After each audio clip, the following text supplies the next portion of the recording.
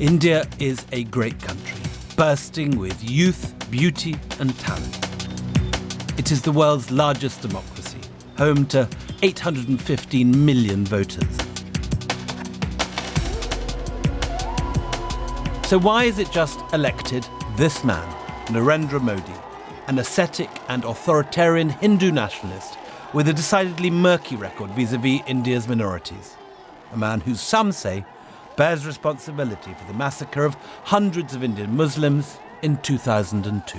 The man you see is the man you will get. A strong man, a populist leader of the masses. He is always working on what would be beneficial to him. Narendra Modi's early life was associated with a tea stall just like this one.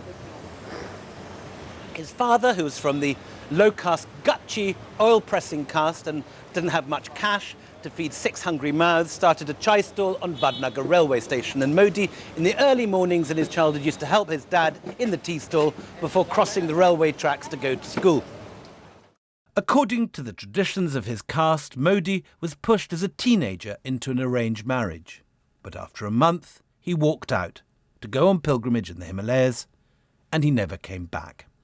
On his return to Gujarat, he set up a new tea stall in a different town, and it was here that he first came under the influence of the Hindu far right. Narendra Modi, as a young man, joined the RSS, a hardline Hindu organisation originally modelled on the Hitler Youth movement.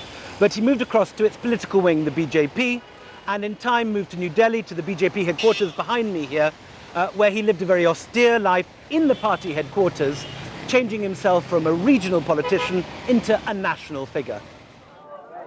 The BJP swept to power in India in the 1990s in the wake of growing religious tension and mass bloodshed between Hindus and Muslims, as the Hindu nationalist movement began to flex its muscles.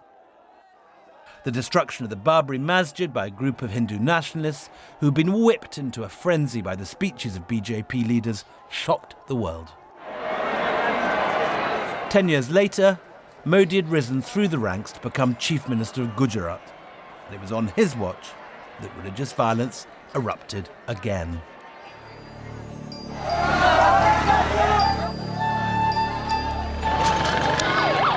Over 3 days of riots, hundreds of Muslims were murdered and thousands more injured. Modi maintains that he was not told about the initial massacre until 5 hours after it had finished. But several rioters were later caught on camera claiming that the bloodshed had had Modi's tacit blessing and that the police had been ordered not to intervene. Modi became a pariah and was banned from entering Britain and America. Indian liberals are frightened of Mr. Modi's history of riots in Gujarat. 2, they are frightened of anybody on the right anyway. And Mr. Modi is much more unabashedly on the right on society and the economy than any leader in the BJP has ever been. Modi may have been hated by the liberals, but he soon became the darling of the urban middle classes of Gujarat. He concentrated on simple things like bringing transparent good governance, rooting out unnecessary bureaucracy, bringing investment and a decent supply of electricity. For 10 years, Gujarat has enjoyed double-digit economic growth. And while economists point out that the Gujarat model has done little to alleviate poverty or improve education, nutrition or healthcare for the poor, the burgeoning middle class have given him credit for their rising living standards. It is this rapid growth of other Indians now looking to Modi to unleash across the rest of India. So how will he govern? Will we see Modi, the technocrat who only wants to revive India's spluttering economy? Or will it be Modi, the Hindu nationalist? Should Indian liberals, and especially India's religious minorities, be worried? I think he wants to come back as Prime Minister 5 years from now.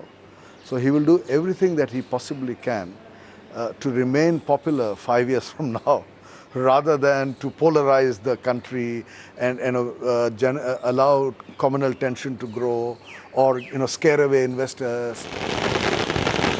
India has today taken a terrific gamble on its future.